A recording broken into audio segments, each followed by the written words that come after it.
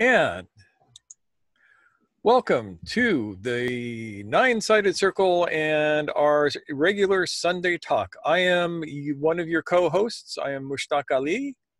And I am your other co-host, Noor Kyle. And we are happy to be here with you today. This is official Fun Hat Day at the old farmstead here. And today we're going to be talking to you about identification and fixation and what it is and what it isn't. And but before that, let me suggest to you that if you're watching this on YouTube and you're not a member of our channel, go ahead and hit that subscribe button because it's fun. Why not? And hit the notification button so that we can notify you when we put a video up, because you don't want to miss this stuff. It's too much fun. Yeah, stay in touch. Stay in touch. And feel free to comment below or hit the like button. We like to have likes. We don't get very many likes, which worries me, but we don't get very many dislikes either. So I guess it balances itself out. But you can hit the dislike button if you want to, because we'll take any feedback we can get. So with no further ado, let's talk about identification. Now, according to basically all of the big texts that I've read, but most specifically, how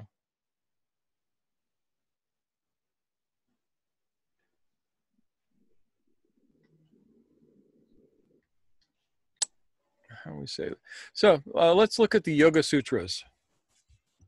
In the first 4 lines of the first book, the Samadhipada of the Yoga Sutras of Patanjali,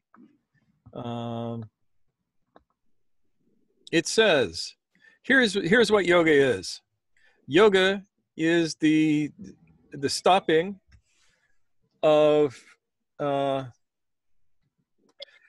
the twisting and turning of the mind, of the cognitive sense. And it goes on to say, when this happens, the seer is in its proper place as witness to that which is given. At all other times, the seer is identified with the objects given to it to see. That's yoga right there, the whole 9 yards. Everything else is just frosting on that particular cake. But first, we must say, hello, Marcello. It's been a long time. We missed you. Welcome back. Hello, thank you. I miss you too. Yeah. I miss it. And you're looking good. I can actually see you. You're not in the dark. That's exciting. Yes. Tonight I got Good. Life is good. Yep. All right, so Yoga Sutras. Yoga Sutras. I always start there when I want to talk about identification, because he says it so much better than I can. But I want you to consider identification. This is when subject thinks that it's object. And I've been talking about this all day. It's interesting. Everybody I've talked to today,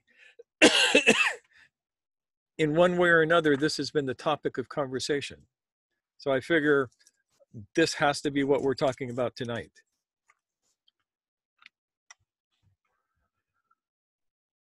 So what does that mean, to be identified with?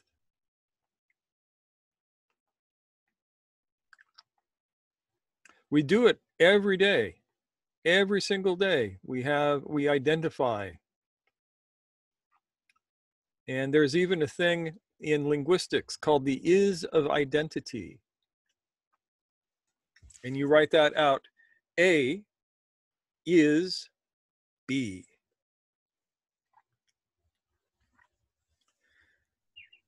Fred is a jerk. This is saying that the essence of Fred is in jerkness.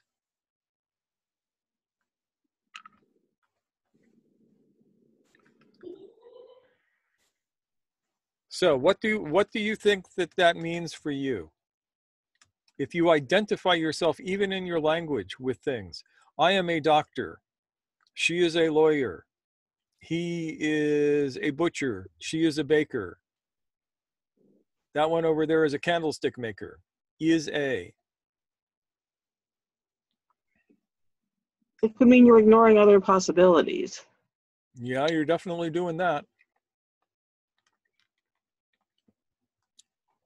Continue with that thought if you'd like. Well, I do think these things are especially sticky when somebody is being identified with a negative trait.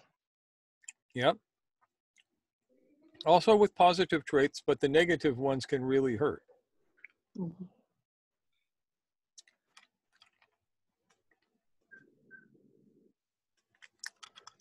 So we have is of identities that are attributed to people. They are Black people, right? So you're taking one aspect of this person, which is a high melanin content to their skin, and you're lumping every single one of them together by this one superficial trait. And then you're going to have all manner of stuff attached to that.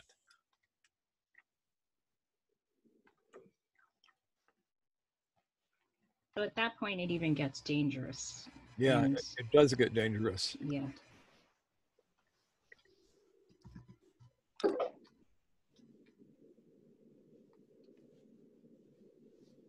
But it's got its drawbacks, even if it's a thing you think is fairly positive and you're applying it to yourself. Yes. If I go, I am a teacher, that becomes my identity. Even if being a teacher is a good thing, I begin to identify myself as this thing. And first of all, teacher is not a thing. It's a description of an action.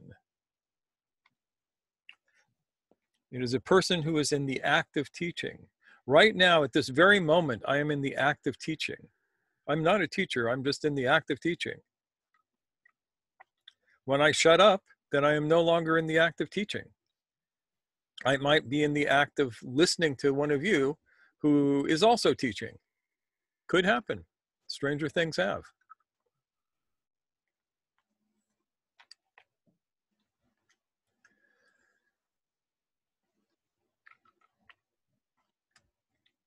So let's say you identify with something like money.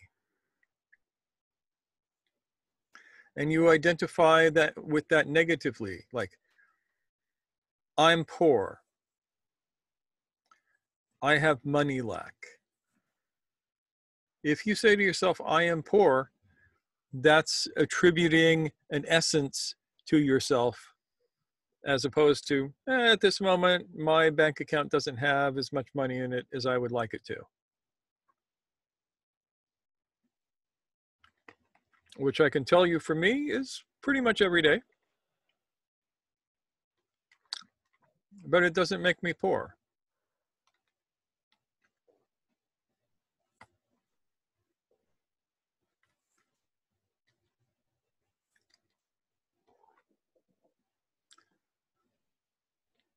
So what are some of the things that you identify yourself as?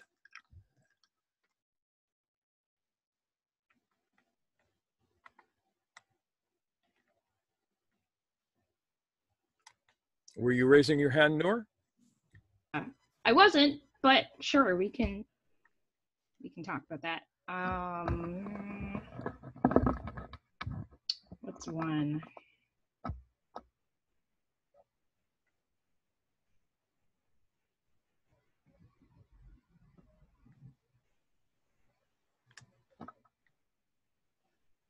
Yeah, I guess we could talk about,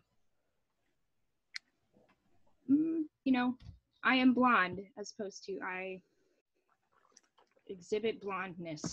Well, I don't even like that because, you know, there are stereotypes about blondness, but Yeah. um, Today, your hair color is blonde. yes. It would actually be. Today, your hair color appears to be blonde to me. Ah, yes. Because then we get into objective observer stuff. Yep. If I say your hair color is blonde, then I am attributing the essence of blondness to your hair. And Ilmar over there might be looking at you and going, no, that's a little bit kind of maybe strawberry-ish. And Yogamanos might be going, yeah, it looks like it's light brown to me.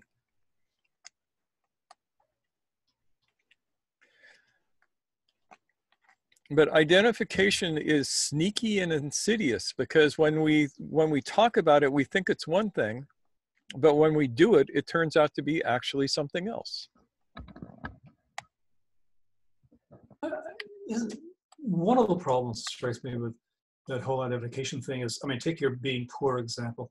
Mm-hmm. If I'm poor, then there's almost a sort of practical contradiction in trying to have more wherewithal, because I'm somehow going against my core, right? I'm poor, so I can't possibly be having money, you know. And that seems to be one of the especially insidious aspects of this type of identification. That's exactly correct. Right on the head.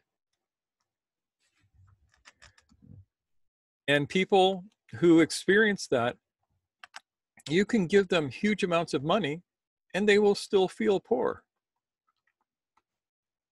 I know this from personal fact because my family grew up without shit. First 6 years of my life, my house had a dirt floor.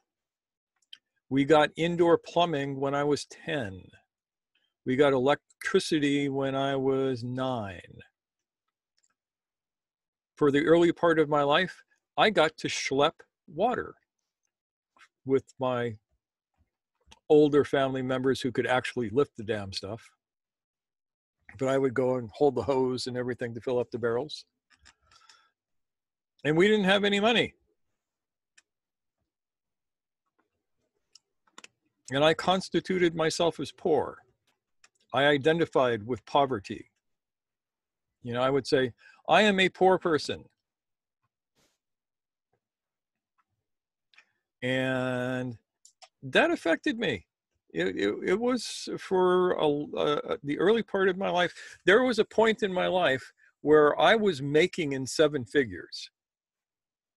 And I still didn't feel wealthy. I felt poor. Did you also find yourself sabotaging wealth income? Occasionally, yeah. Because I would think that might also happen. That, you know, I'm by definition poor, so I can't really have that contrary evidence of, you know, money flowing in, basically. Yeah, I Yeah. definitely had that sense of the money did not belong to me. Mm-hmm. Right, yeah. Or like it's not real. Yeah, that worthy of it or definitely not real too. Yeah. And it took me a while to work that out of my system. Now, if you ask me, are you poor? I say, no, I am not anything. I have everything that I need and a lot of what I want. That's my experience now. And my experience now is if I need something, it comes to me.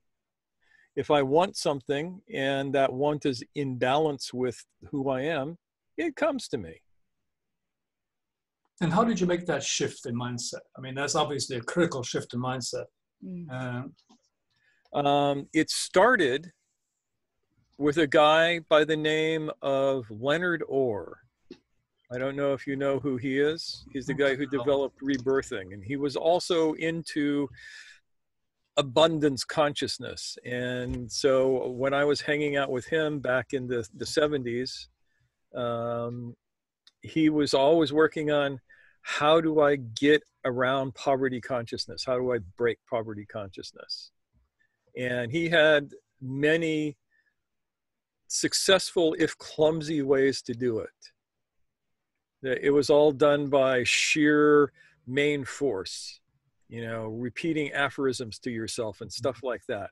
So it started there, and it got more elegant as I learned more about how the mind works and things that I could do with it. But it's the thing that I remember the exact moment when I made the shift. It was working with an aphorism, which was, the more I can experience wealth, the more I can help everyone around me experience wealth. The more money I make, the more money I make for everybody else. And when I hit that, things started getting better, which I suppose is a quirk of my own consciousness. But that was the moment when things began to turn around for me in that.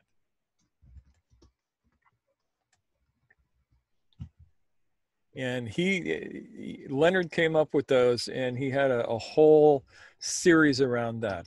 The more I prosper, the more I prosper other people. I remember that one too. See, I can remember this after, I mean, this was 1972 and 73,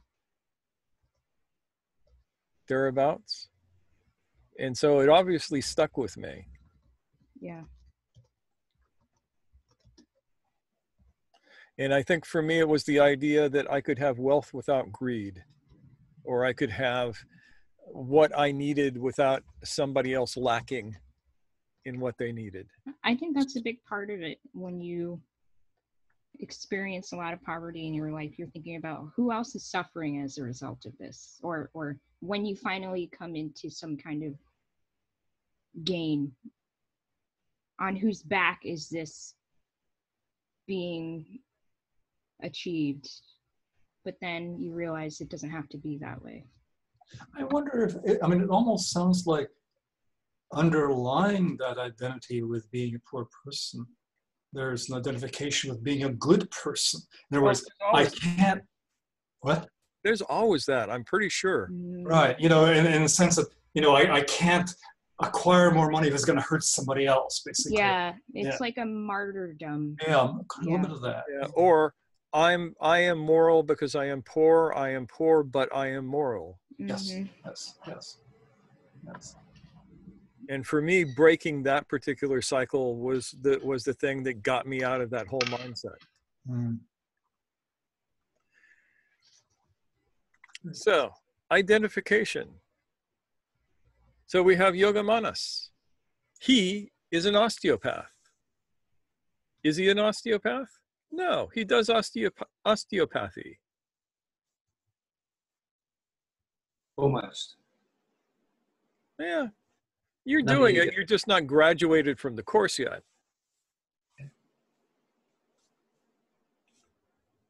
But think about, I used to experience this when I was working in the hospitals with MDs who would freak out if you did not refer to them by their title. This is Dr. Jones. This is Dr. Smith. Not, hey, this is Gary Smith. That's Dr. Gary Smith. I mean, it's often a power trip. I mean, it always amuses me in doctors' offices, you know, it's, hi, Ilmar, let me get you to Dr. Smith, right? You know, Yeah. There's definitely a one-upmanship game going on there.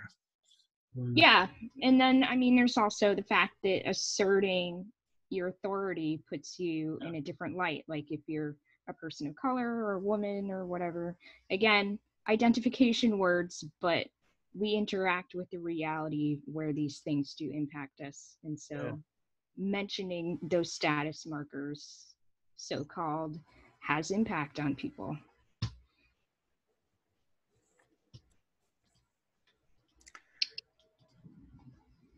So there's this thing that was invented some years ago and has become popular in certain circles. And I personally really, really like it. I was introduced to this by Robert Anton Wilson back in the early 80s, late 70s or early 80s, somewhere in there.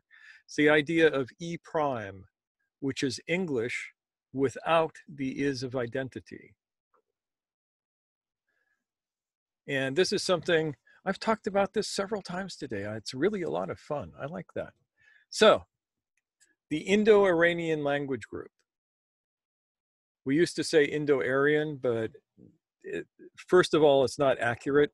And second of all, Indo-Iranian is more proper, and it pisses off the Republicans because we include Iran in it. And so I like that too. But the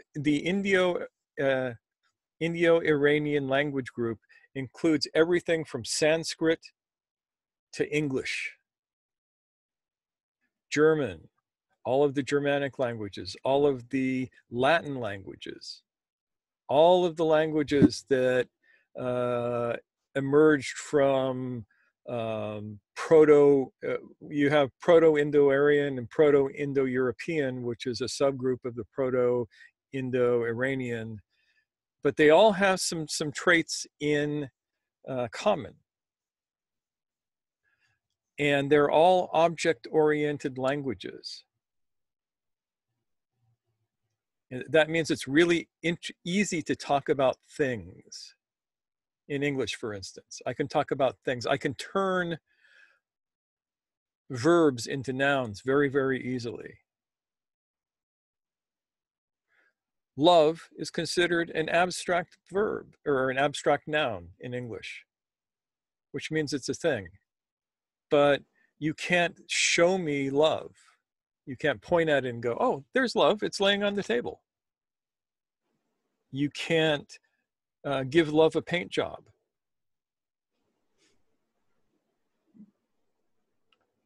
Love is not a thing, and yet we treat it as a thing. Do you understand what I'm talking about here? Well, it's actually a verb or an exchange or something. Yeah, it's a verb. It's an action. It is a process. It is a verbing? It is a verbing, yes. And this goes back to good old Bucky Fuller, his great revelation, which was, oh, I appear to be a verb. Took me a little while to get that one, but when I did, it made total sense.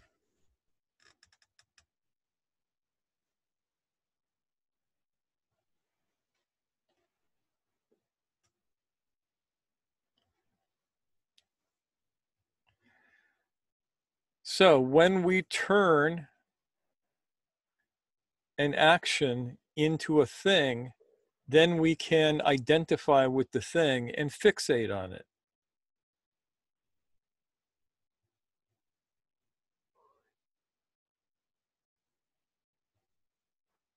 And then we don't even know what we're saying. I could say, I want love in my life.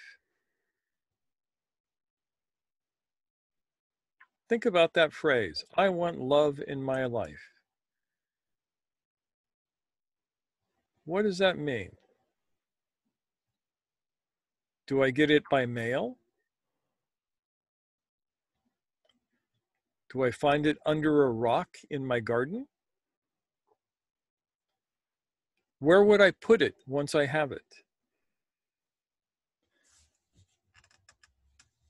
And none of that makes sense, does it? Because we all know at some level that love is not a thing.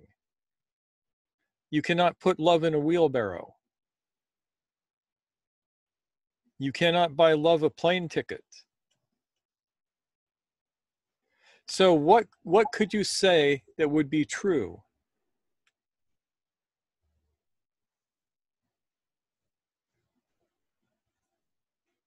It would be, I want to be loved, I want to love, I want reciprocal love, something like that. That's all still nominalizations. I want a cabbage. I want love.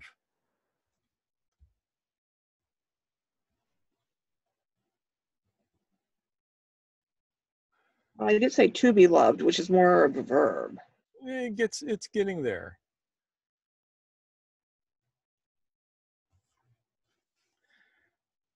how could you turn that into a meaningful action, something that would be able to be acted upon? This is for the whole group. What do you got here? I want to experience love. What do you want to experience? Love is just a sound that doesn't tell you anything. The experience of love. What is the experience of love, though?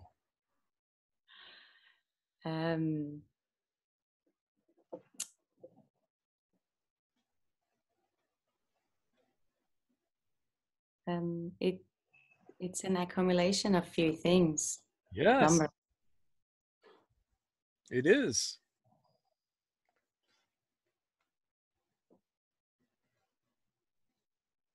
Marcelo says, I want to be taken care. I want people to worry about me, to give me their attention, their time, their thoughts, their company, and so on. Okay, that's all. That's getting more. That's actually profoundly honest.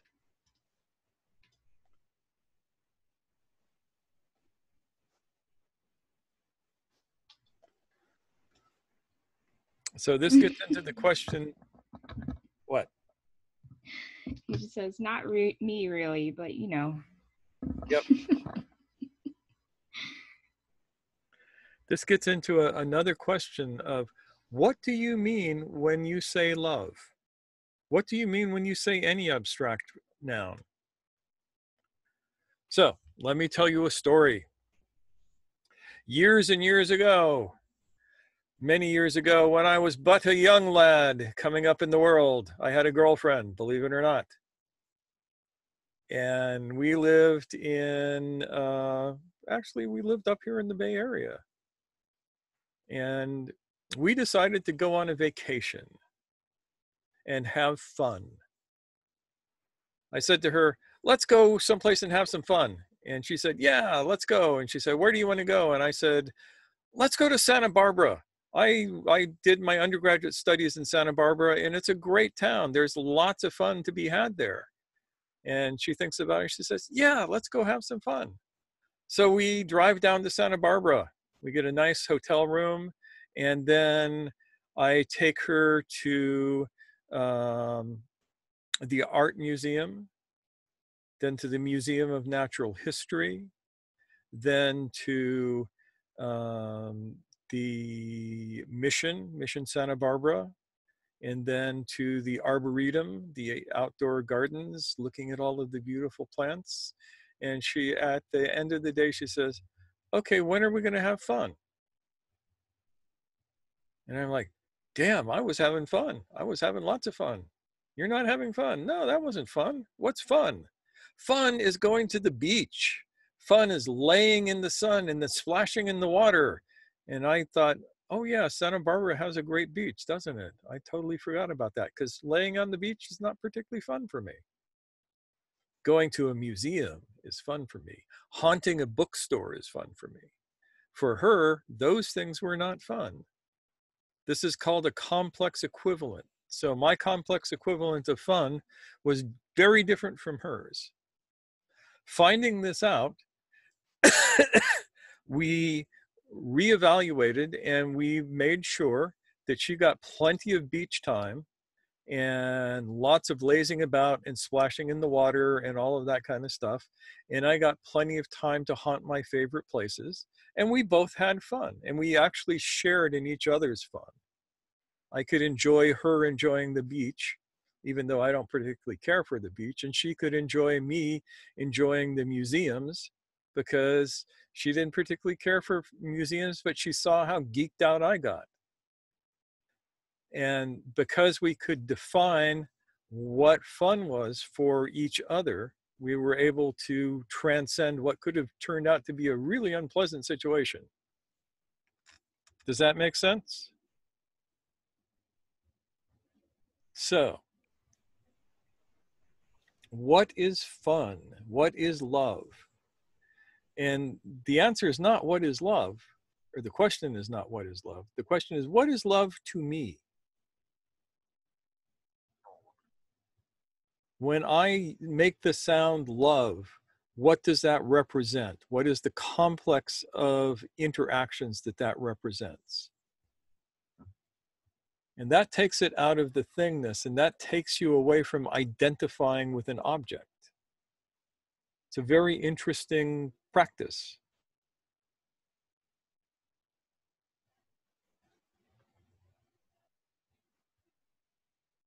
At the same time, you might want to find commonalities You can find between what people commonalities, mean. but they don't always have to be commonalities. One of the really wonderful things is having somebody who's very, very different from you, with whom you have a deep and profound connection. In a lot of ways, that's more fun than having somebody who likes everything that you do. Yeah, but I was thinking that if you don't have some commonalities, then you don't even have language. Yeah, and what commonalities do we, how many commonalities do you need?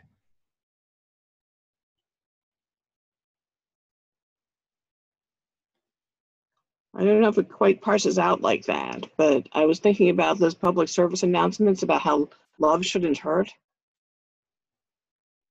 Okay. In the sense of that if somebody is abusing you and they say they love you, then it is not true, or Yeah. should not be treated as true. Unless you're heavily, heavily into S&M and you live in the Bay Area. Right.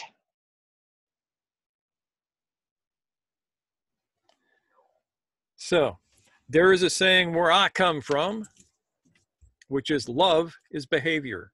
I stole that from an author by the name of Andrew Vox, who knows a lot about these things. And as far as I can tell, it's absolutely true. So behavior is action. Behavior is a doing in the world. It's not an abstract concept. And that gets towards love shouldn't hurt, unless you're heavy into the BDSM scene in San Francisco.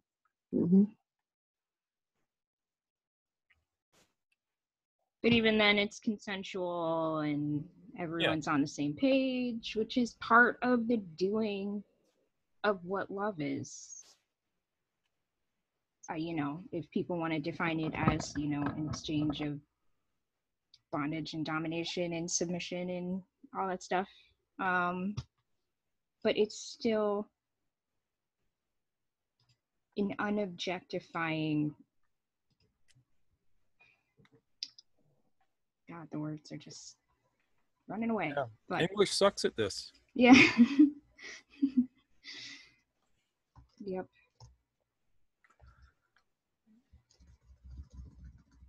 So, in talking about this and thinking about this, if you have this complex equivalent that you call love, or you call happiness, or you call wealth, or you call poverty, or any of these things, and you take that complex equivalent and you turn it into a thing, then you can identify with it. You can say, I am this.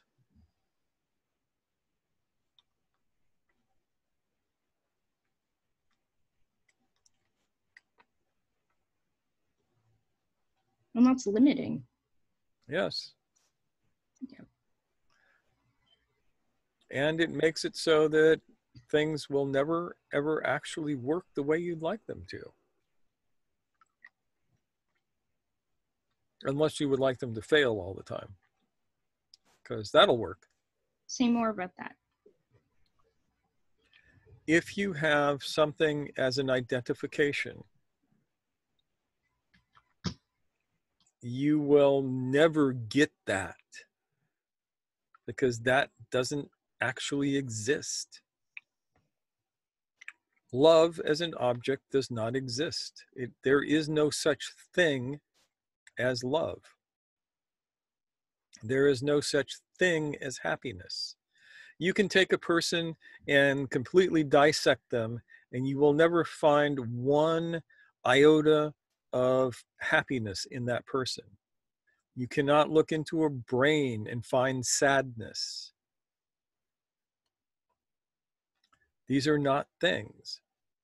But if we treat them as things, we give up all control of the experience, all agency over the experience.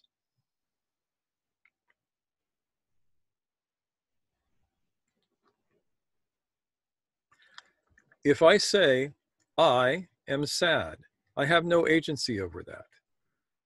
I give myself an is of identity as the sad. I am the sad.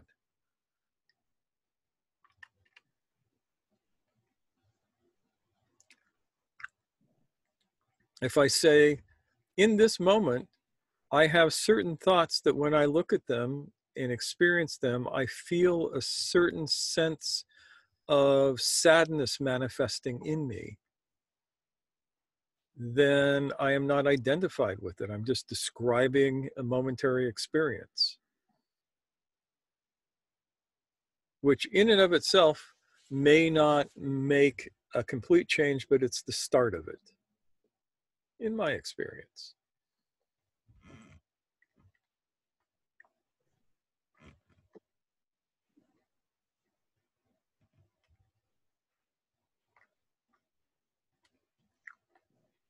I mean, this sort of peripherally relates to something that I've been curious about. Over the last week or so, I've been playing with shifting between the sort of state of awareness, which is basically kind of like a timeless now, you know, I mean, there's obviously some change going on, and a more time-bound, you know, activity in the world type thing, okay? Mm-hmm. And what seems to be the case for me, at least, is that when I'm in that time-bound activity, I'm always acting as an agent, identifying myself as an agent of doing something, you know, or planning something, or trying to get something. And when I shift into that timeless state, that drops. Mm-hmm. And it almost seems to me that, for at least in my case, one of the mechanisms for shifting back and forth is, you know, taking on a particular, I guess it's an identity, really, in the world. You know, I'm going to be going to the Tango Malone, or I'm going to be doing my taxes, or something of that sort, you know. And that puts me into that time-bound frame. Whereas if I just sit back, in a sense, and observe even my desire to go to Tango, my dislike of doing taxes, or so forth, that is a very different state of consciousness. And as it happens, this is not peripheral to the discussion. You just touched on the heart of the discussion. How about that? Well, I was hoping it was going someplace like that, so expound. So this whole talk idea came about this morning, talking with one of my people and working with them on the idea of what is the now, what is being in the now, and what is being able to figure out what you want to have for breakfast. And if the now is awake and thinking about having breakfast as a trance, what's up with that? And I would like to put forth the idea that the now is your default state. Being awake is the default state. It doesn't mean that you stay there all the time. I mean, you can, and then you become like a wandering Taoist, or, you know, a yogi sitting in a cave in the mountains, you know, letting their hair grow. But if you want to be in the world, that means from time to time, you have to willfully enter into trances. You have to willfully enter into the trance of the income tax game. You have to willfully enter into the trance of the tango game. Of the two, I think I'd prefer the latter, but we gotta do what we gotta do. And I submit to you that that trance is very much like a lucid dream, ideally. I can know that this dream that I'm having where it is important that I do the taxes has no basis in reality. I am not identified with it. I'm not going, oh no, if I don't do my taxes, I am a bad person, or anything like that. So I remain awake within the dream of tax doing, awake within the dream of tangoing. Is that awakeness, in part at least, your ability to shift back and forth between that timeless state observing it and the involved in time state of actually doing it? Kind of. The example that I like to use, because this is the example that taught it to me, is the act of lucid dreaming, where you're in your dream and you're moving along and the hippopotamuses are talking with you and you're flying through the air, and all of a sudden you go, wait a minute, this is a dream. And you wake up and you're still in the dream, but you're awake. My moment of that aha moment, that Satori big ol' honkin' stick hitting me upside the head, was when I realized that that state that you get into when your dream becomes lucid is the awakened state that you get into when you become lucid in the waking state. And it's the lucidity that you can carry back and forth through any of this.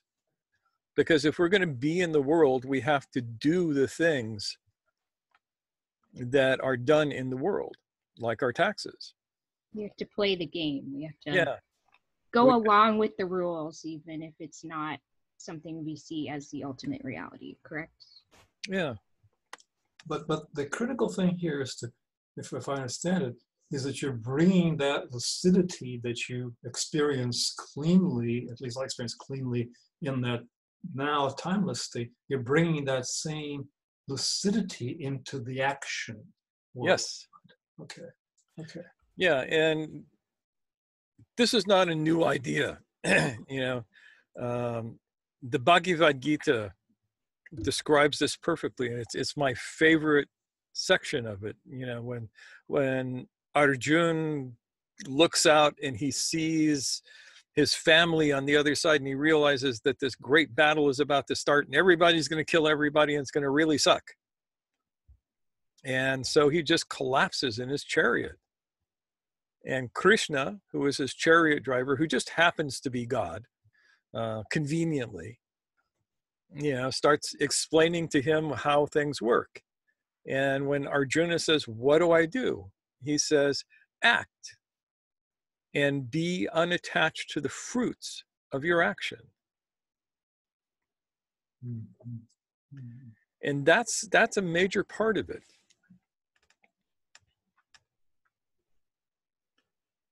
Of course, you have to act from this core of knowing. That's a slightly different thing. But this idea of attachment to the fruits of your actions is what gets us messed up when we try and do things. It's like, oh, I would like to go out and go tango. And so you take the actions to get there. And when you get there, there's nobody there. What do you do? Internally, what do you do when you get there and there's nobody there?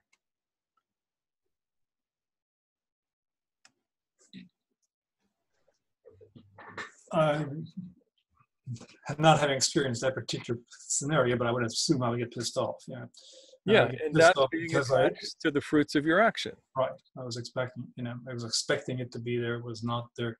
And in a sense, that whole identification aspect of it was not just me playing the role of a tangle arrow, but rather being it being important that I achieve something thereby, right? Yes. Yes, that's the glue almost, not the role that I'm playing, but the glue seems to be what I expect to achieve by that role. Right? Okay.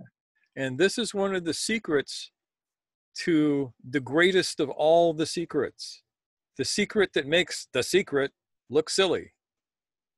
And that, of course, is the secret of due diligence, the law of due diligence, which is the true secret. And the law of due diligence says, do everything that is in your power to do. And when you get to the end of that particular action, let everything go. Have no attachment to outcome. And just be willing for it to be whatever it is. You want to get rich? You look at your life and you go, what can I do to get rich? And you do that thing, and you don't sit around waiting to get rich. You just keep doing the things that you can do. And the law of due diligence says, if you do your work, the universe will do its work. But it will not do any more work than you're willing to do. There are no free lunches in the universe. So if you want to manifest something, don't sit around thinking, I deserve this, because you ain't going to get it, except by accident. If you want to manifest something, you do your due diligence to make the space for whatever it is that you want to appear in your life. And when you've done everything that you can do, the universe will do it back to you. I assume what you mean to say is, don't just say, I deserve this. Because Yes. I would think that's one of the things, the ways you sabotage yourself is by saying, oh, I don't really deserve this, but I'm going to try at it anyway, right? Yeah, I don't deserve this is the same as I deserve this, basically. It's still attachment to the results, right. Or, it's still identification. Yeah. Both are going to give you some discomfort, yeah? Yeah. It will definitely give you some discomfort.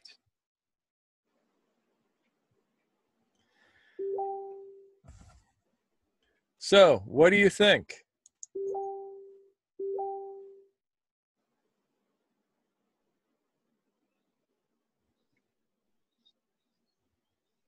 I think this is all important, but I'm not sure it's quite the same thing as the yoga quote at the beginning.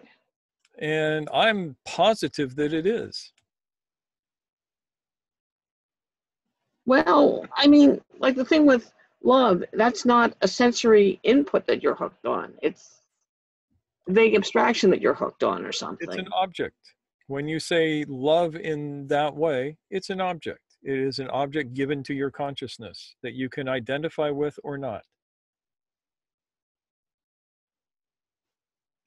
Happiness, a new car, any of these things that you constitute as somehow intrinsically meaningful in your life, and your existence is predicated upon you having or not having them, it's all the same thing. It all goes back to that quote at the beginning.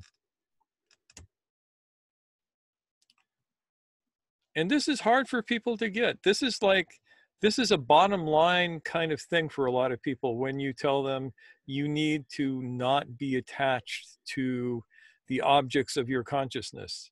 I have had people freak out on me and give up the whole work at that point because they can't deal with being unattached. Understanding that a certain part of their what they perceive as their reality is illusionary.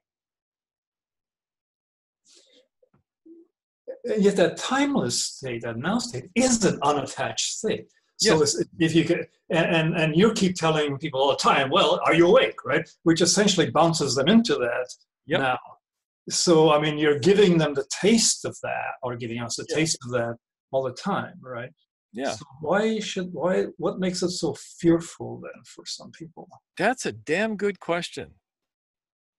What do you guys think? Why is that so scary?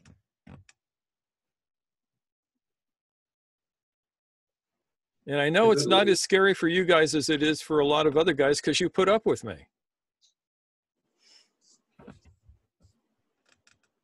But why is that so frightening for people?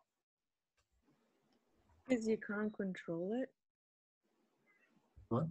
You can't control the outcome. Yeah, that's probably, there are no wrong answers to this. So yeah, you can't control it. We love the illusion of control. We basically, in my experience, we all live within an illusion of control until that moment when everything goes pear-shaped and you discover, oh, I have no control. I was going to say, we don't ultimately have control. No. And I think the prospect of that being true is terrifying. Yeah, just get old and decrepit like me. Yeah. Then it becomes obvious. Yeah. Well, like Mushtaq said, for us, I mean, we're all kind of in an intermediate state of realizing that, or we're there already. And so it's less terrifying because we're kind of not stuck wondering, but there's nothing, you know, we're not thinking, oh my God, there's nothing on the other side. We're already seeing, well, you know, it's whatever. But no, wait a minute. Are you okay with it because you think there's something on the other side to get? I mean, that is definitely a way you can trick yourself. Yeah, but yeah, there is the other side of it. There is the other side of the abyss, but it's not something that you get. It's not a thing. Mm-hmm. It's that old Zen statement, from the beginning, there has never been a thing. I love that. Yeah. Or show me the face you had before your father and mother were born, you know? Yes. Exactly. Yeah. Yeah. Or who is the Buddha that makes the grass green? Mm-hmm. That's another fave.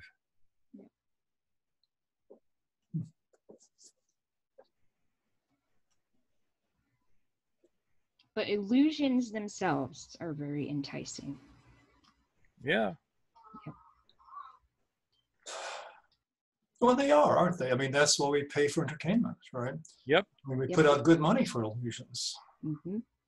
Yep. And we tend to get upset when our illusions are questioned. Especially in the middle of the show. Once the show is over, then it's okay. If somebody in the middle of the movie says, this is just all an illusion. Yeah, and basically that's my job, is to be the guy in the theater who stands up and says, it's all illusion. Mm-hmm. All of this stuff that you're feeling is illusionary. What's real? Where is the real? And it's not what the vast majority expect, that's for sure. Okay, but you need to promise them a better movie in order to... No. No, as a matter of fact, I promised them not a better movie. Right. Unless they just come to me as a client who, I mean, I have two types of people that I have historically worked with. The smaller group is those who want out of the illusion, those who want to experience awakeness. The larger group was always those who want better dreams. And when I was young, I rebelled against this idea. You shouldn't have better dreams, until I realized that that was just me being attached to them not having better dreams.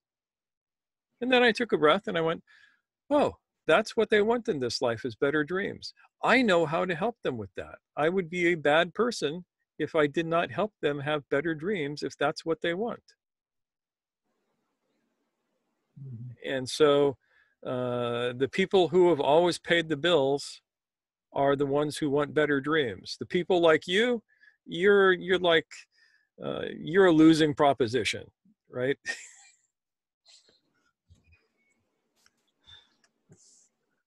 Well, but that makes sense. I mean, we pay for theater. You know? Yeah. And if you're not offering theater, you're just offering the cold night air outside. Yeah. You know, and if somebody comes to you and says, I'm having this crappy dream and I don't want this crappy dream. And I go, what do you want? And they go, oh, I want a better dream. I want a dream where I'm happy. And I go, okay, here's what you do, and then you can have whatever you think of as happiness. If you do these things, you got a better dream. So instead of being the adversary of Maya, the goddess of illusion, I become her friend because she's a nice lady. Mhm. Do people ever get tired of the better dream? Sometimes. Look around you. This is a room, a virtual room full of people who are not interested in the better dream. That wasn't what I meant. I meant people who achieve the better dream and then get tired of it. Yeah, I they think we see that quite often, actually. all the time, because Yeah. they're always chasing even better dreams than that. I mean, think of rich people who have a great life and they know it, and yet they're still unsatisfied somehow. Yeah, look at billionaires who are still trying to accumulate wealth. Yeah, happy marriages, healthy, happy kids who are successful, and yet there's still something missing. Yeah, look at Trump, always chasing a better looking lady. Yeah. What I meant was that somebody who reaches a point after a series of better dreams and then they decide Right. they'd rather wake up. Yeah, I definitely understand what you're happens. saying. Yep.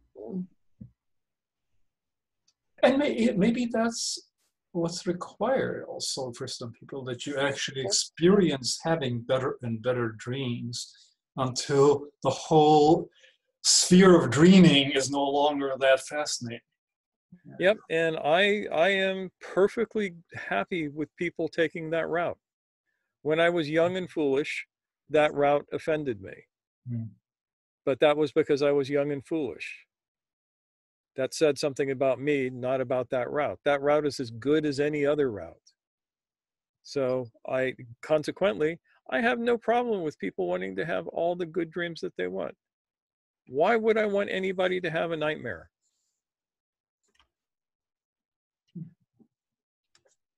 Yeah, it's not always the explicit suffering that teaches the lesson. Well, of course, some guru types want to create nightmares just so you say, well, damn it, I'm done with that shit. I don't want any more of it. I mean, that's sometimes at least proposed as a tool or as a method. Yeah. I personally consider people who go around doing that to be assholes. That's a technical term. I would think that they're asshole gurus. There is enough suffering in the world that we do not need to actively work to add to it. If somebody wants to suffer, they're welcome to do it. I'm not going to help them suffer. I'm not going to help them have nightmares. We create enough of our own. Yeah. The collective. And Maya is a gentle human goddess. Maya doesn't want you to have nightmares. She wants you to have nice dreams and to just stay asleep for the next yuga or two. But then there's Kali, and she does like to have nightmares, right? No, Kali's not about nightmares. Kali's about, we're going to rip you out of this. Yeah. But I mean, I'm looking at some people I know are into meditating in charnel houses, where they burn the bodies and bones and stuff like that. To, I guess, make you aware of the temporality of life. Yeah, I mean, whatever it takes. Yeah. And I myself have done meditations in graveyards. It didn't make me sad. It didn't make me unhappy. I actually found it quite quiet and pleasant because people at least are not making noise there. When I lived in Santa Cruz, they have a great graveyard there. And I used to go down there all the time. And I had this nice oak tree that I would sit under and meditate around all of the dead people who were not making noise.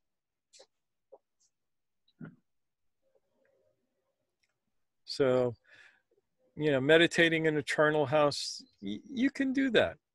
And maybe you'll get something out of it. It's all good.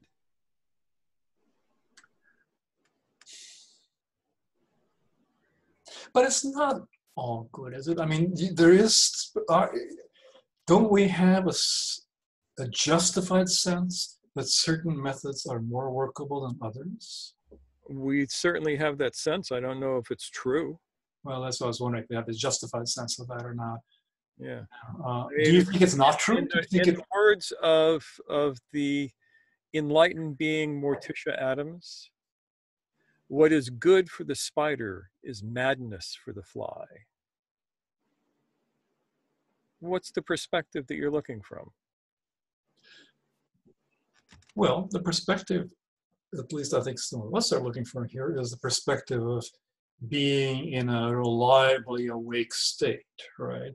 And presumably there are, at least I would think from your viewpoint, there are methods which are better at getting you there than others. Or would you disagree with that? There are methods that are better for getting some people there rather than others.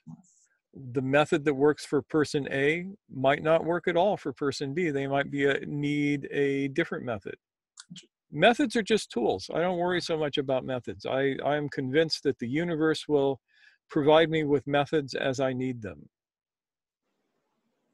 if that makes sense. Yep, which goes to what Marcelo is saying about, I think it was meditating in charnel houses, yeah, as a tantric practice. I mean, that is going to work for someone. Yeah.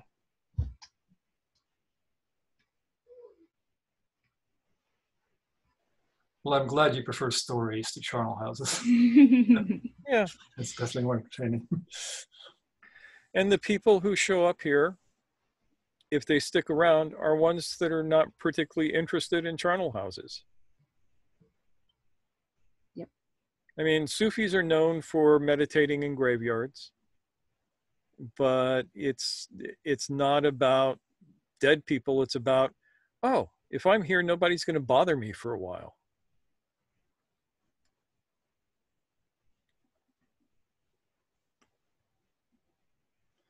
My own personal approach is, we're going to wake up and we're going to have fun doing it. Because why not?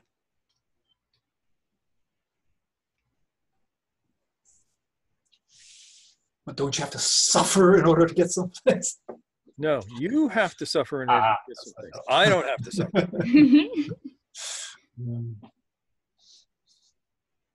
And no one's going to make you suffer. In a way, we encounter the things that make us struggle because it's not entirely that we create obstacles for ourselves, but because we get wrapped up in these attachments and such.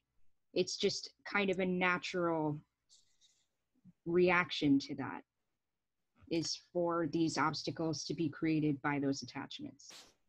And in undoing those attachments, we encounter the obstacles behind them. Yep. And there is a huge difference between pain and suffering. Yeah, we touched on this. Yeah. Yep.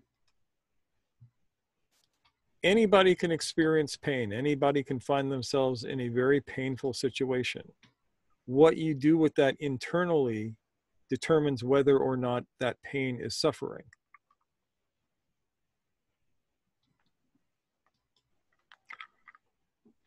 And that basically boils down to, what are you resisting in that? What are you clinging to by not wanting it to happen? And I'm speaking authoritatively on this because I have suffered from kidney stones, there's that word, since I was 16 years old. And as anybody will tell you who's ever had one, kidney stones are incredibly painful. And I haven't had just tiny, small kidney stones. I've had humongous kidney stones. I have passed kidney stones the size of a pea. And so I know about pain. And in the beginning, that pain was suffering because I was utterly resistant to it. Later on, I learned to let it pass through me, to not resist it, to be with it.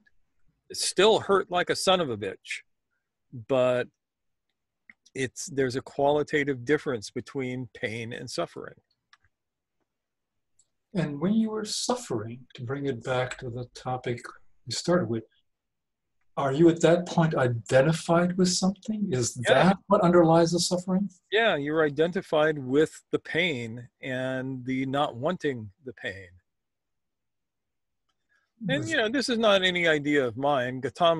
Siddhartha Gautama pointed this out in his 8 Noble Truths. Life is suffering.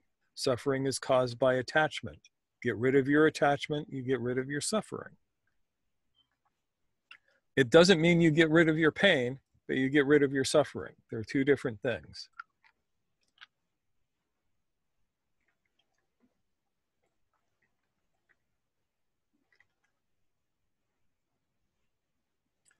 And the suffering is basically brought around by resistance to releasing the attachment. And the attachment that you're speaking, let's take a kidney stone here. So the attachment you're speaking about here is your attachment to the pain? No, what are you attached to in that case that was producing the suffering? my attachment to not wanting this to happen. Not wanting that to happen. Yeah. Um, I want this to not be the way it is. I am resisting what is. I am identified with the opposite of what I am experiencing. but that seems to be the point, that you're identified with something that is not deserving of pain or something of that sort. Or, Well, it's that sense that like every moment you're going through the same feeling of like, why is this happening? I wish this wasn't happening. Yeah. That's certainly the opposed to, thought like, process. Yeah. here it is. This really sucks, but it's happening and we're going to get through it. You know, it is what it is. Yeah.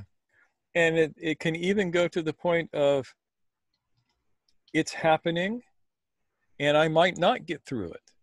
Yes. Yeah. I mean, I don't mean to. And then you have to let go. Mm-hmm. Mm-hmm. I mean, there has been a couple of times where that shit has almost killed me.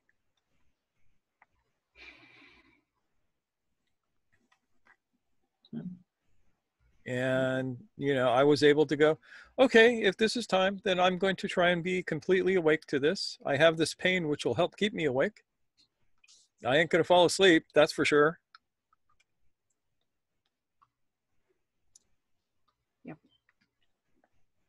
The last time I had a really bad one, they gave me so much morphine to try and stop the pain that it compromised my ability to breathe.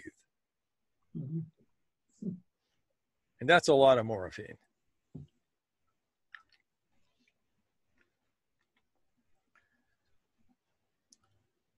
And so that's an interesting and nice challenge to try and stay awake through. It's easy to stay awake through the happy stuff. It's harder to stay awake through the stuff that involves pain. And if you try and go to sleep behind the pain, that's what creates the suffering, in my experience.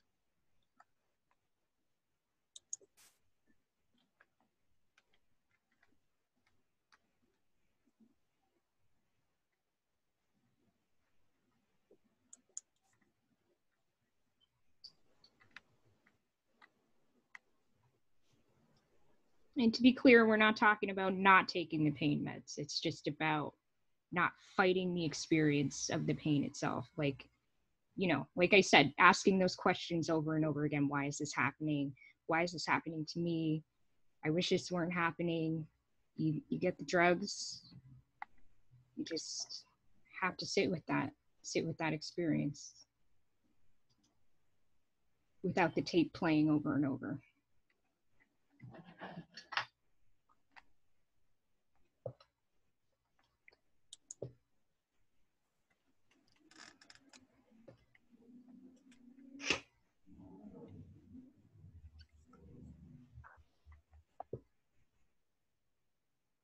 Because in fact, I mean, that's what a lot of these identifications are. We've talked before about like the things that we repeat to ourselves over and over again, the tapes that go over and over in our heads that we identify with. And those end up dictating our behaviors to us, as opposed to us taking initiative in a more natural way.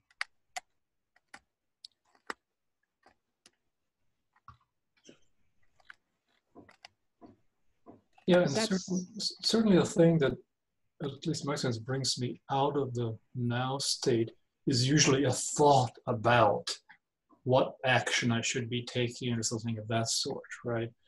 It's not necessarily a tape that plays over and over again, but it's certainly a thought process which creates sort of an identity, you know, Yeah.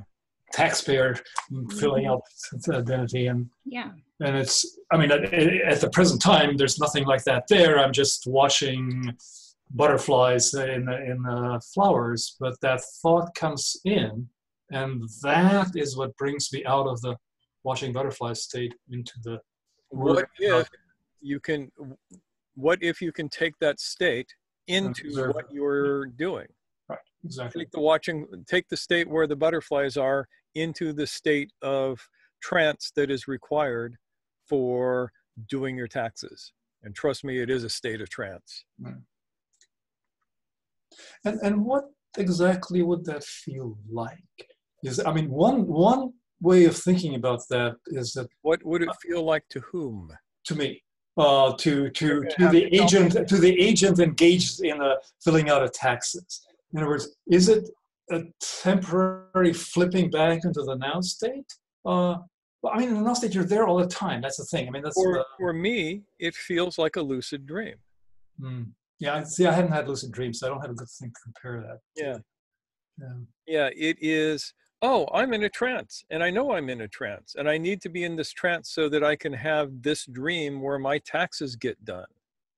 And that means I have to think into the future. There's nothing wrong with going into these states of various different kinds of trances. This is the only way you can really operate in the world, right? I mean, that's yeah. This is something that my Shivayat teacher told us a long time ago. He said, there is the default state, which is called Shanta.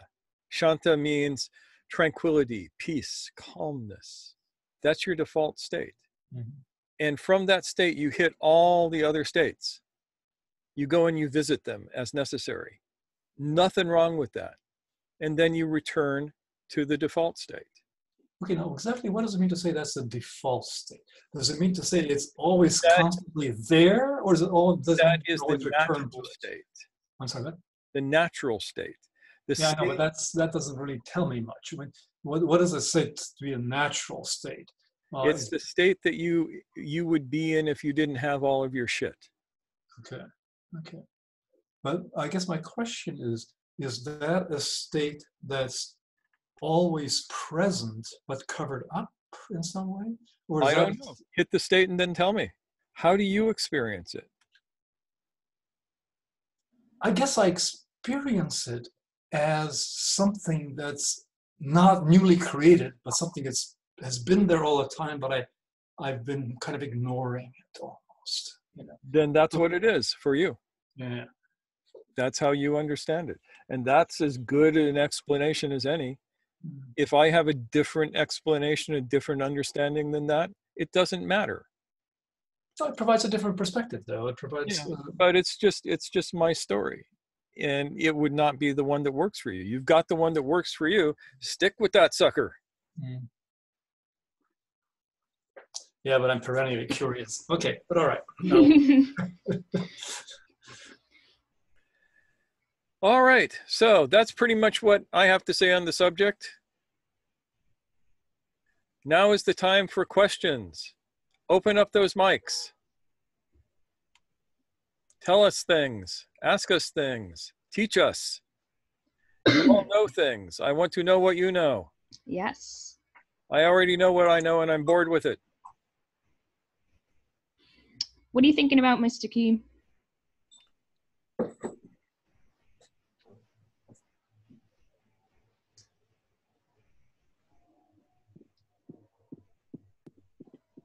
You've got yourself muted, so I don't know if you're like, okay.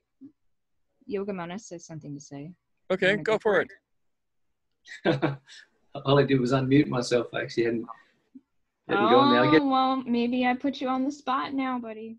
That's all right. What are you thinking about? With regard to what Emma was saying, I guess that it creates a separation from that thing, that place that's that underlying, if you see it as underlying state, natural way of being, as Mustafa said before, you're having shit. So it creates a separation from that, the identification. That's how I see it. Yep. Like that.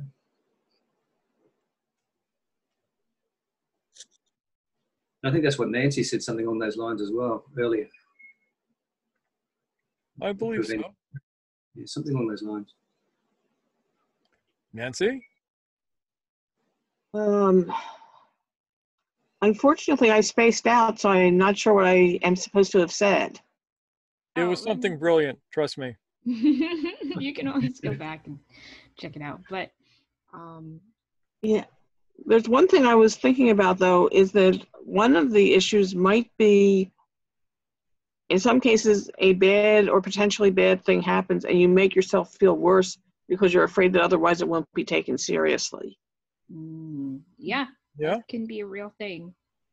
Yep. Yes. I think that is a very common way of being attached to things. Yes. And obviously there are reasons why that works. It's just in the big scheme of things, it leads to all of us deepening our attachments. And that's really hard. Yep. These things tend to build on each other. they do. Zoha, talk to us.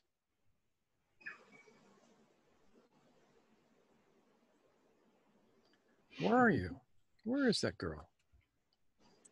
Did she sneak away? No, there she is. I see her. Ask me a question.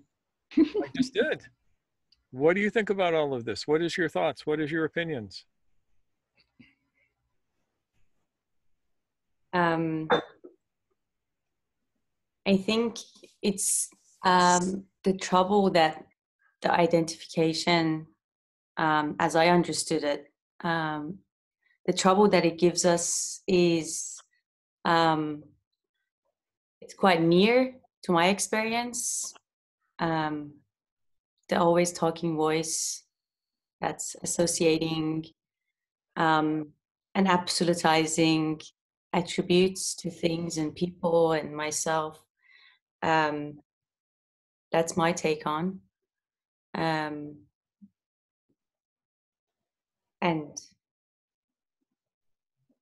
yeah, it resembles what the Yoga Sutra of Patanjali starts with, which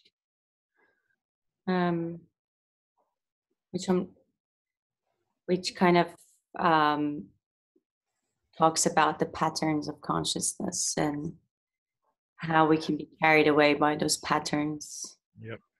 The kleshas. Sorry? The kleshas, the five qualities that mess us up, whether they are painful or not painful. Mm-hmm. Mm-hmm. Yes. That's what I've got to say. That's a good thing to say. Yeah, excellent. What's going on with you, Marcelo? What are you thinking about?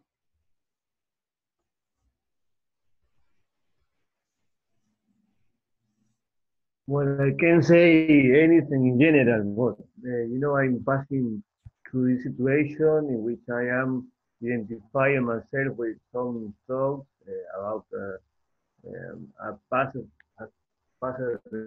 experience, and this talk gives me a lot to think about. So thank you. I don't know if here. Yeah. Yes, I guess that's good. If you haven't noticed, Marcelo, everybody here has an accent. No, yeah. I don't got a problem with that. It's just that, hard to me for me to verbalize. Yeah. Maybe I write and I do it Sure. better, Yes, yes, Yes. please. but Yeah, throw things up on the forum. Yep. Zainab, what's on your mind?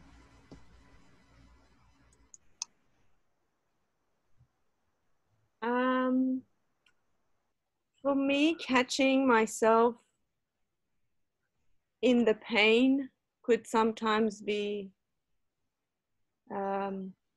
difficult, like the state that you want to be awake or paying attention. Sometimes you go further in with the pain and suffering till you realize, oh, you need to just relax into it. Whereas if you could possibly stop it before it goes into that suffering, that would be, you save some energy, I would say.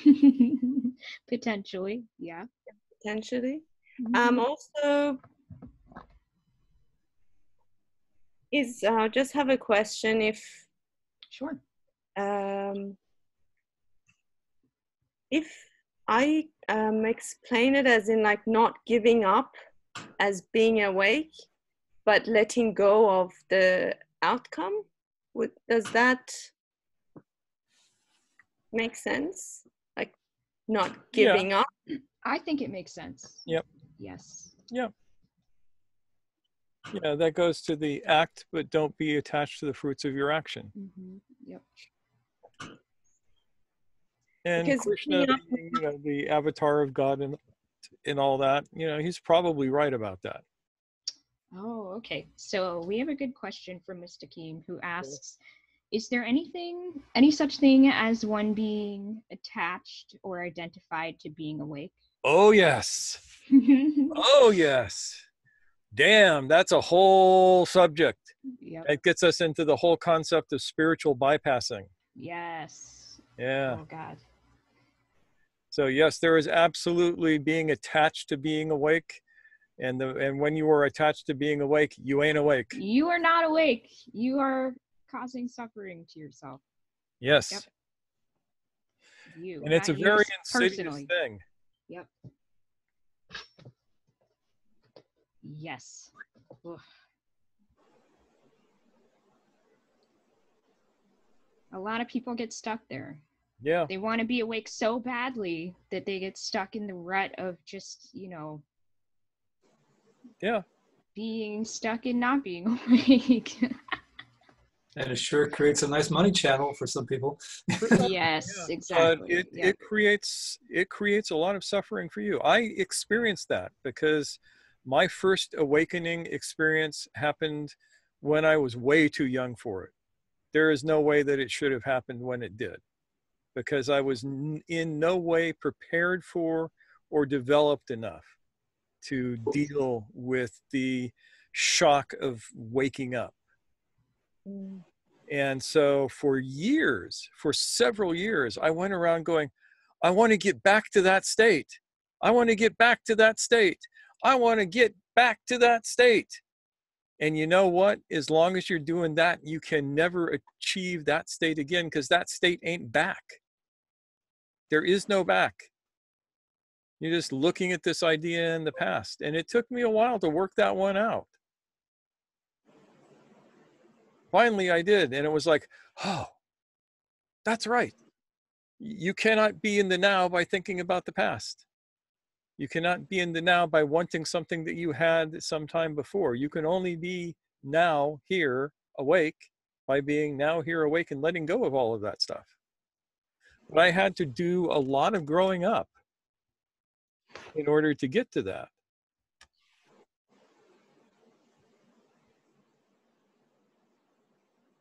Marcelo says, that's happening to me now since some LSD experience. It's good to hear you talk about that. Yeah, I'm glad. I hope that gives you some reassurance. Yeah. And I have to say that there might have been some psychedelic substances involved in that awakening for me too. That's the one downside to the great future plants. is that you can wake up too early and unprepared. So the one thing that I can tell you is that it will pass. Don't worry about it. It'll pass. Yep. But yeah, we should talk about that.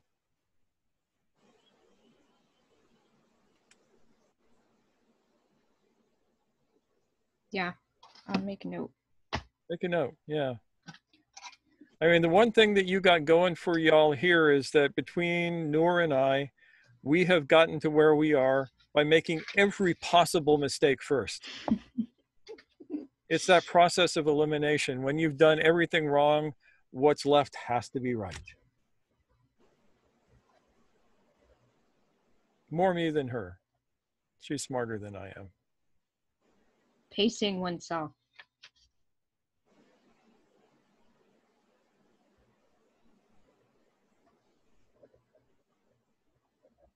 Okay, note taken.